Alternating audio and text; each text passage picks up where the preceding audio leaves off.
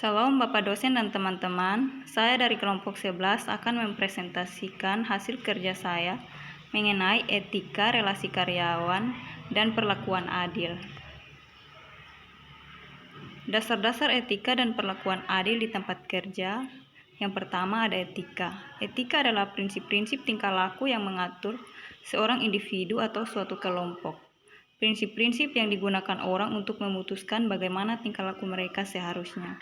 Yang kedua ada hukum. Hukum adalah pedoman yang jauh dari sempurna mengenai apa itu etika, karena sesuatu mungkin saja sah secara hukum, tetapi tidak benar, atau benar tetapi tidak sah secara hukum.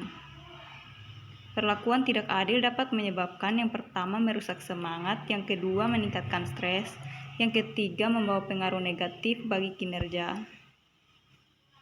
Faktor-faktor yang mempengaruhi perilaku etis di tempat kerja, yang pertama kelonggaran moral, yang kedua usia pekerja, yang ketiga tekanan pekerja, yang keempat tekanan dari atasan, yang kelima kebijakan dan kode etika, yang keenam penegakan, yang ketujuh pengungkap dugaan pelanggaran, yang kedelapan kultur organisasi, dan yang kesembilan pengendalian kecurangan.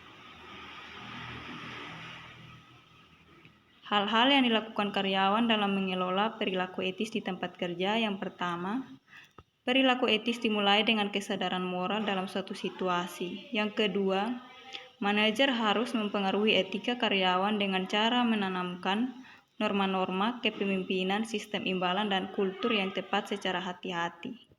Yang ketiga, moralitas yang kuat datang dari dalam. Dan yang keempat, sejauh mana karyawan dapat berbicara secara terbuka mengenai etika.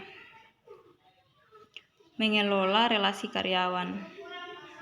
Relasi karyawan adalah aktivitas yang melibatkan pembentukan dan pemeliharaan hubungan karyawan, pemberi kerja yang berkontribusi pada produktivitas, motivasi moral, dan pendisiplinan yang memuaskan, dan untuk memelihara lingkungan kerja yang positif.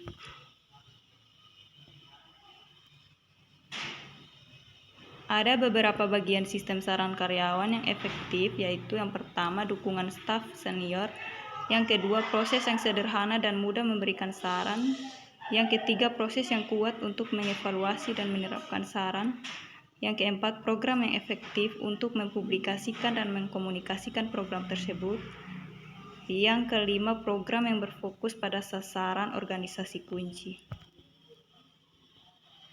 Ada beberapa bagian mendisiplinkan karyawan secara adil, meliputi yang pertama, memastikan bahwa buktinya mendukung tuntutan kesalahan karyawan. Yang kedua, pastikan untuk melindungi hak karyawan dalam mendapatkan perlakuan adil.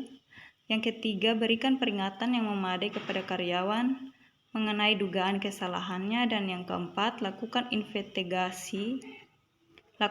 investigasi yang adil dan memadai terhadap perkara tersebut sebelum menerapkan pendisiplinan. Sekian dan terima kasih.